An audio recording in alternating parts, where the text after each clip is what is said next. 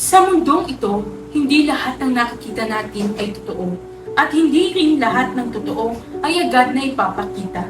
Kaya sa pagitan ng batas, kapangyarihan at lipunan, nagiging mahalaga ang pag-unawa sa iba't ibang pananaw sa krimen.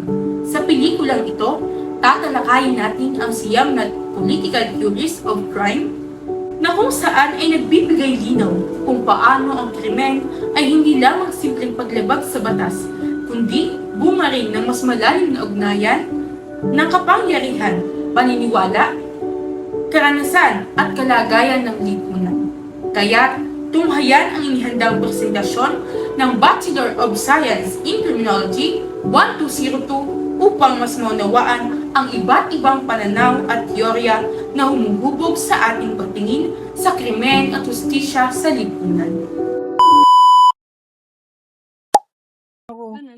Yung guys, oh! Hindi naman kita eh. Kita yun! Uy! Kim, labas pa! Kim po! Pare, tinan mo to. Isang construction worker nagnakaw ng isang latang sardinas at 2 kilong bigas dahil 3 buwan na daw hindi pinapasahod ng kontraktor niya. Ayun, kulong agad. Hindi man lang pinakinggan ang depensa niya. Ganun talaga ang buhay, pare. Ang batas ay batas. Ano ga? Kimbo, yun na nga yun. Sino bang gumawa ng batas? Di ba yung mga nasa taas? Yung mga constructor, yung mga may-ari ng company, yung mga landowners, lalong-lalo na yung may mga control sa pera. Oh. Ano naman kinalaman ng peros pag nanakaw ng sardinas o isda? Malaki. Ang batas ay ginawa para protektahan ang private property nila. Sa mata ng sistema, mas mahalaga ang reputasyon ng kumpanya kaysa sa sikmura ng mga manggagawa nila. Correct. Sa lalim ng kapitalismo, talagang ginigibit ang mga manggagawa. Sa tingin nyo, kung wala na matatakbuhan trabaho ang mga manggagawa, natural na didikit na sila sa krimen. Ito yun. So, teka, sinasabi mong biktima lang din ng mga kriminal? Ganun ba? Ang sinasabi ko lang na ang lipunan natin ay parang isang malaking pyramid. Yung nasa tuktok ang nagdidikta kung ano ang legal. Tapos, yung mga magnanakaw na nakabarong at nasa opisina na naka-aircon, bakit sila hindi nakaposas, di ba? Bagay. Kasi sila ang may hawak ng sistema. Ang krimen ay resulta ng class struggle. Hanggat merong sobrang yaman at merong sobrang hirap, laging may magaganap na krimen. Yes. Sana. Nakakalungkot man talaga isipin ang sistema nangyayari sa atin ngayon. Hanggang kailan tayo magpupulag-ulagan at hanggang kailan tayo magpapaapi? Laging tanong dito ay, nagagamit ba ito sa tama? O sa ikakabuti ng lahat? O patuloy na lang tayo magpapasakop sa takot at sa kasinungalingan? Yan kasi hanggat may mga taong pilit na nagbubulag-bulagan sa mga taong punong-puno ng kasinungalingan, paikot-ikot lang yung cycle na yan. Baka nga pag mas magtagal, mas lumala pa yung ganyung sistema natin dito. Kaya nga. Tama! Hindi sapat yung pagboto lang. Hanggat ang mga kumpanya at lupa ay nasa kami ng iilan, mananatili tayong gusap. Ang kailangan kasi natin ay magkakaisa ng huring manggagawa para bawiin ang kapangyarihan na ninakaw sa akin. Talaga naman. Yun. Kaya, ganun. Batas ng mayaman, pahirap sa bayan, karapatan ay ipaglaban. Batas ng mayaman, pahirap sa bayan, karapatan ay ipaglaban. Batas ng mayaman, pahirap sa bayan, karapatan ay ipaglaban.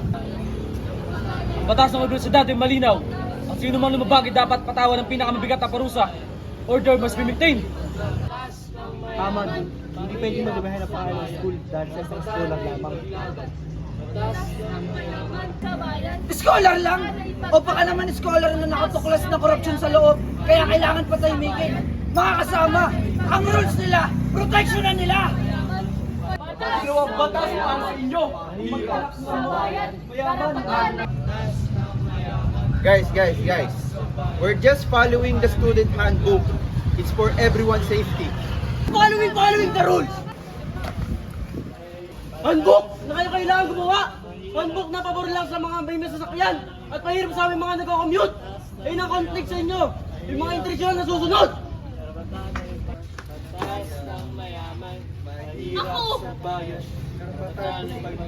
Ako po!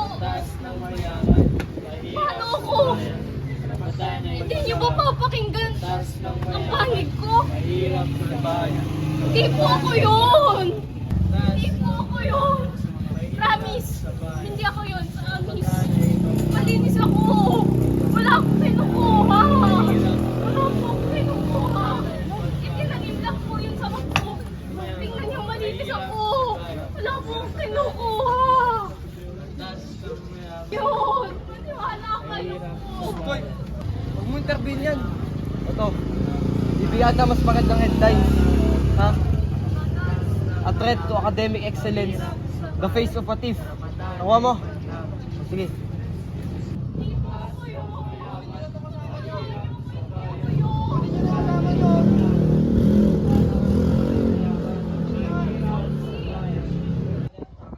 Putulin mo yung part na nagpapaliwanag yung scholar. Tsaka i-zoom mo yung part na sumisigaw yung mga aktivista para maging magmukha silang violente.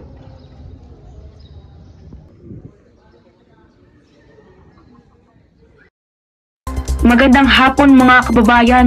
Nagaganap ngayon ang tensyon sa labas ng eskwelahan matapos ang pagpapatalsik sa isang scholar na umunoy nagnakaw ng test papers na nagdulot din ng pagkakahati-hati sa pagitan ng administrasyon at mga aktivista. Habang ginigiit ng pamunuan na ipinatutupad lamang nila ang batas ng universidad, inaakusahan naman sila ng mga nagpoprotesta ng hindi pagkakapantay-pantay at favoritismo. Sa gitna ng sigawan at panawagan ng katarungan, mananatiling mainit ang usapin. Sumasalamin sa banggaan ng pangyarihan at karapatan sa loob ng campus. Ito si Lee Marjo Atienza, nag-uulat.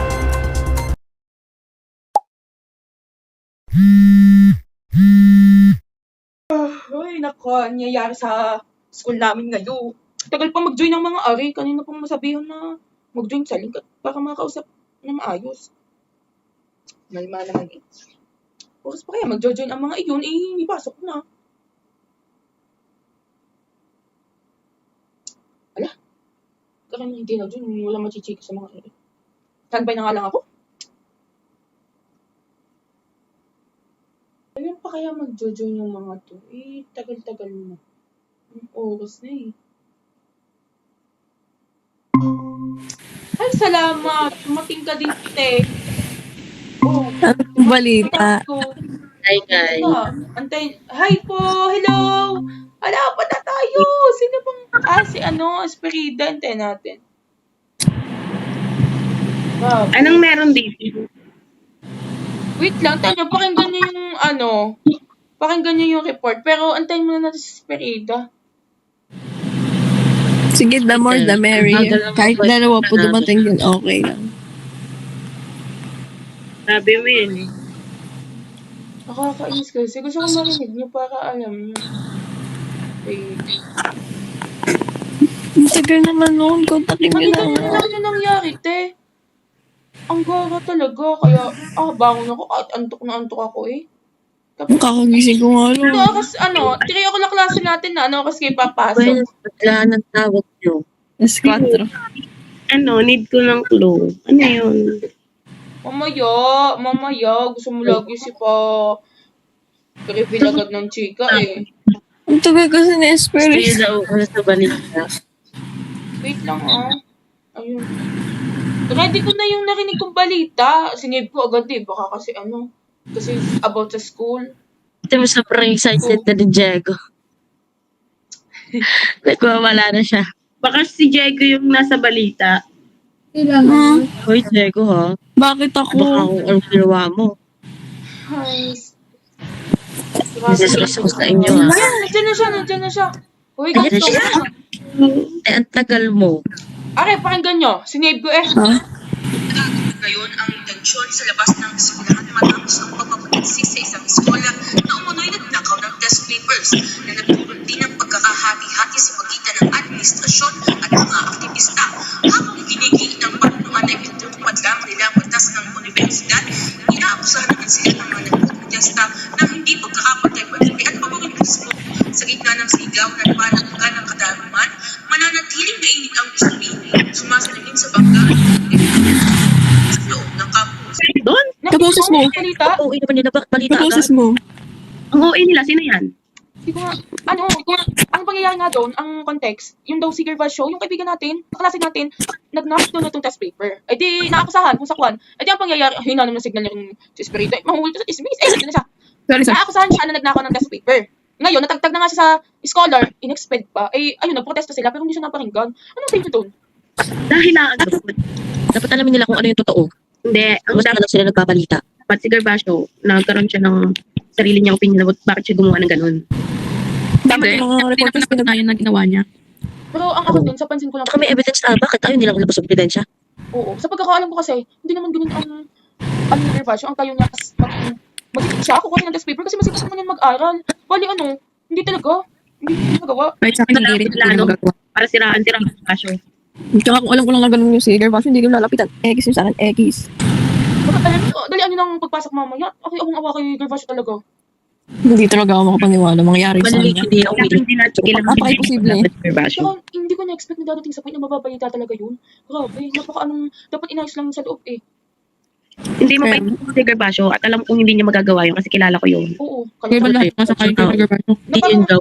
Napaaga nga ako ng ligo para gusto ko na siyang kausapin kasi spell agad. Alam mo naman kung gano'n kasipag yun sa pagtatrabaho. Tapos ako sa Kasi, basta kung nga sa sarili niya, hindi niya para gawin. Oo, te.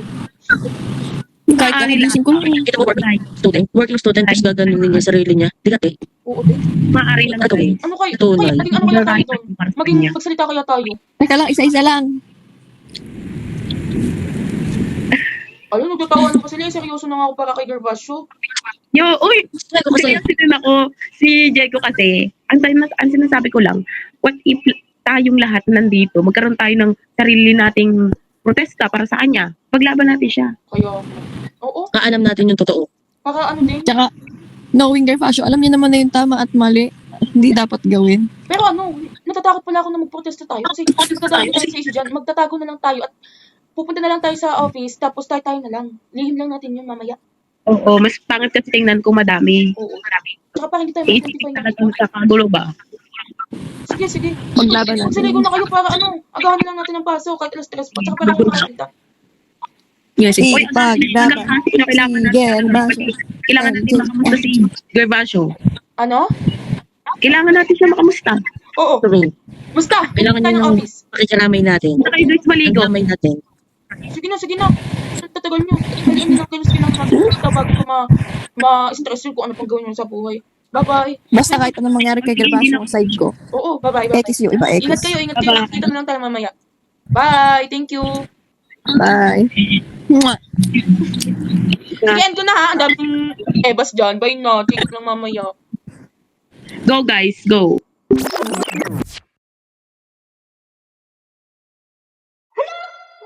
Okay naman, guys. Ito ba to? Ano naman? Nagnanakaw na yung scholar? Scholar? Hindi ka na lang scholar? Ano yung scholar?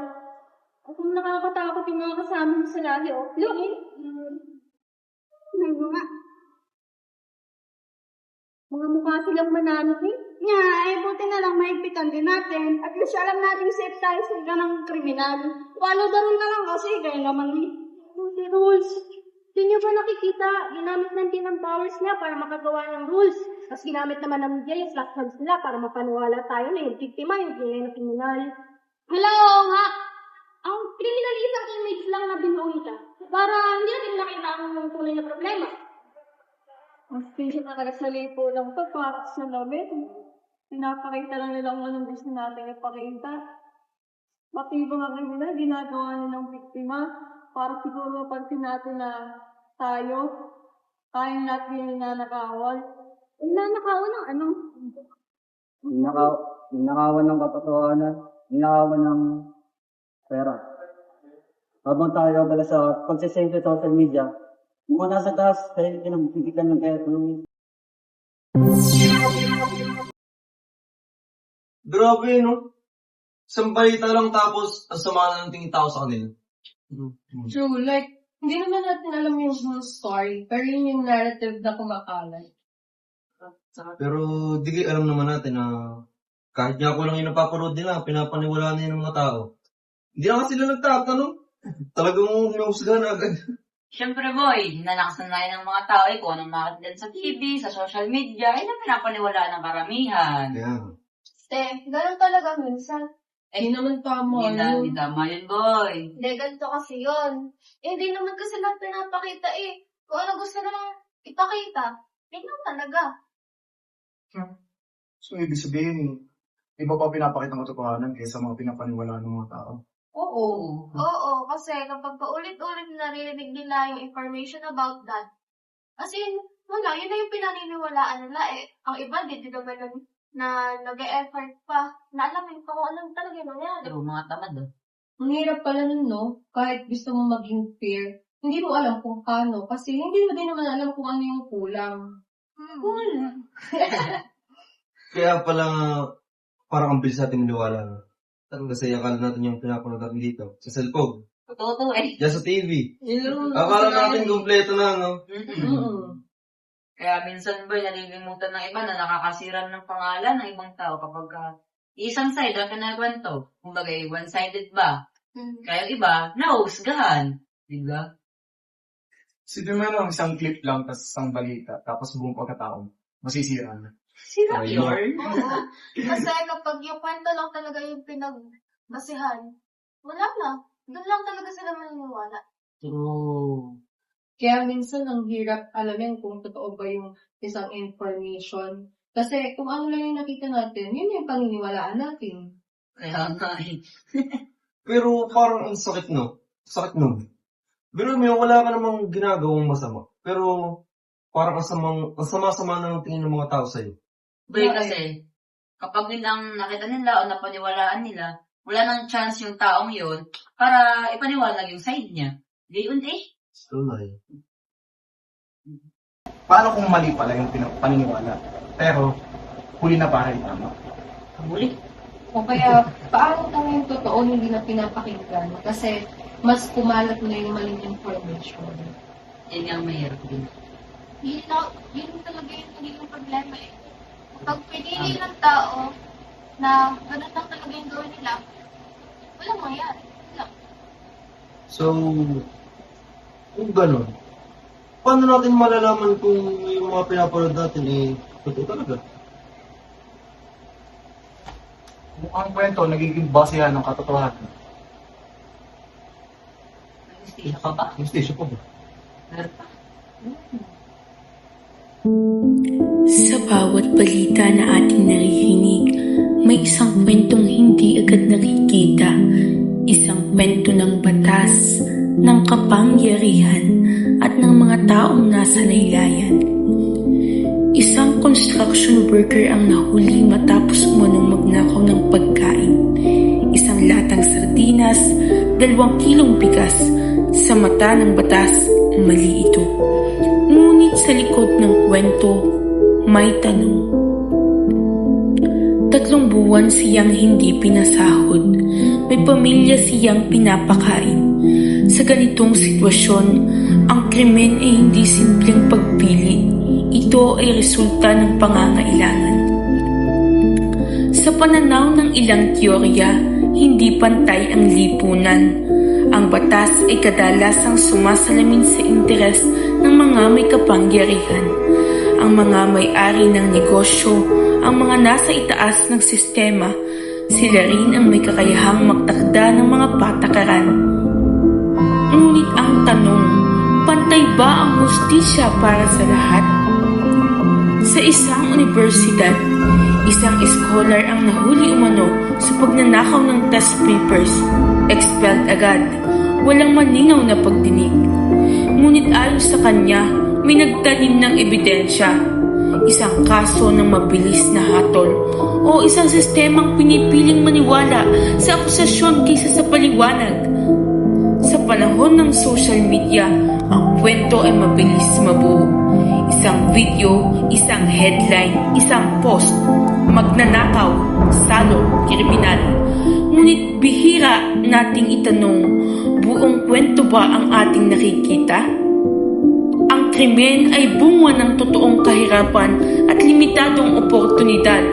Hindi ito simpleng kasamaan, kundi sitwasyong nagtutulak sa tao. Ang lipunan ay may hindi pantay na istruktura. Ang batas at sistema ay maaaring pabor sa mga nasa kapangyarihan, habang ang mahihirap ay mas mabilis maparusahan. Dalawang magkaibang kaso, isang manggagawa, isang iskolar, ngunit iisang tanong ang bumabalot sa kanila. Ang hustisya ba ay pantay o nakabatay sa kung sino ang may kapangyarihan? Sa dulo, ang katotohanan ay hindi lang tungkol sa kung ano ang nangyayari, kundi kung sino ang pinakikinggan. Sa pagitan ng batas at katotohanan, saan nga ba tayo nakatayo?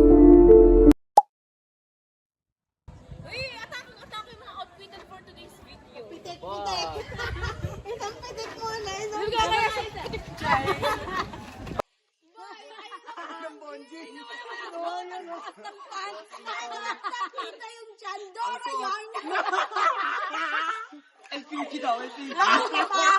Absolute! LPG! Absolute!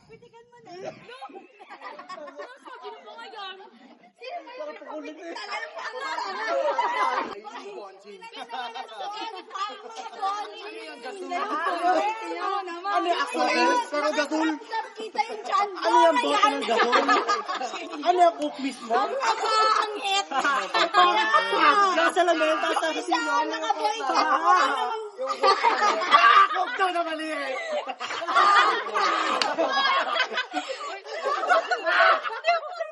Juan, lalo, di ko alam kung paano natin naging tropa tong mga to ganyan mag-isip. Siguro sila yung dahilan kung bakit hanggang ngayon tuloy pa rin yung campaign sa feminism, no? Tsaka yung sa LGBTQIA+, right? Oo, naman. Hindi naman namin sila mapapansin kung hindi ganun ang suot. Kaya kita naman kasi. Sa suot nila, kaya masakit sa mata, masakit sa mata. Sorry. Hindi naman kasi namin kasalanan. Hindi namin kasalanan. Kasalanan nyo kasi wala. Aba, dumaan sila sa harap namin. May ginawa sila. Kaya nga. Tapos yung isa may pitik. Ang tanong paano yung naapektuhan? Naapektuhan ako ng pitik niya. Yung pitik niya, gumanan ba naman sa akin? Nakakaano yun? Oo nga. Nakatransfer sa'yo yung pitik, boy. Oo, boy. Ayos sa kanya sa ulo. Kaya nasa ulo. Aba, mas pagod ka sa ulo. At least matalino. Eh, yung kanya sa katawan. Bars! Boys! Bars! Wala na. Bars! Ganyan yun na pinaperceive yung tao based on... Wala pa, ulit-ulit ka. Kita naman yung suot mo. Kaya wala yun. Pinahilo-ilo. Bali. Physical appearance. Ano Tingnan yan? mo naman. Sanyo? Ganyan ka na para bang hindi ka nagsalita. Na para bang. Tama na. Tama na yan kung saan pa pupunta to eh. Extra mo lang tayo. Teka lang, libre mo namin. Libre mo. Libre mo. Papayag na kami. Libre na. Liberan na kayo. Oo. Alam naman, di ba? Mali naman namin. Mali namin. Binash namin eh. Tara. Ano? Tara? Over naman sa mindset. Kayo. Pero kasi naman hindi, okay lang. Alam mo, Pe, ito naman sa mga tanong. Tsaka nasa modern civilization na tayo, no? Talagang mga utak-an talaga mga Sila yun, naman eh. yung ganun, Seth. Obvious naman sa mga kayo. Kung anong pinagsasabi nila, nag-i-reflect lang yun sa kanila, boy. Pero siguro kung pagpapatuloy nila yung ganun, magiging excited tema na. Paano na lang yun, diba? Hindi nila hindi talagang nila yung mga gender pa.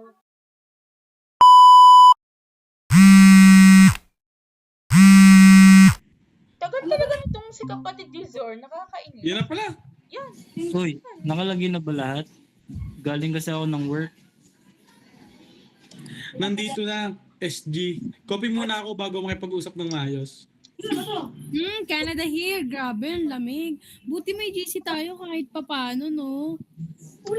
Japan present, antok na, pero nakapag-ulit pa din, gawa nyo. Hello po sa inyo. Ako lang, nasa Philippines dito. Naka-hoodie lang sa bahay. Wow.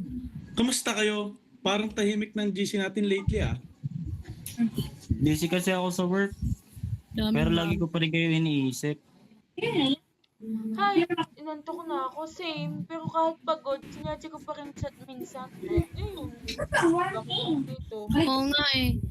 Kahit random, kumusta lang, okay na. Yung kamusta na yun, parang lagi ko rin sinasabi sa inyo eh. Oo nga no, parang kahit simpleng message, may meaning pala. Siyempre, may intention yun. Hindi lang basta chat. Ay, oo, yung parang communication theory ba yon? Yung may purpose ka sa pagsasalita? Intuitive ba yun? Basta yun. Basta may dahilan ka kung bakit ka nagme-message. Gets ko. Like, pag nag-chat ako, ingat ka palagi. Hindi lang basta text. Pero napansin ko lang, dahil hindi tayo lagi nagkakausap, parang mas close tayo kahit malayo. True, kahit di sabay-sabay, alam, feeling na andito sila. Oo, parang naging habit na yung GC natin. Kasi kahit simpleng usapan lang, nagiging connection pa rin yun. Parang pamilya pa rin, kahit online lang tayo nagkikita. Oo nga, yung communication natin parang bumubuo ng bond natin.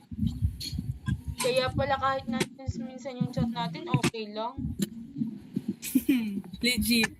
Kahit memes lang eh, no? Yun yung constitutive siguro. Kung communication na nagbibuild ng relationship.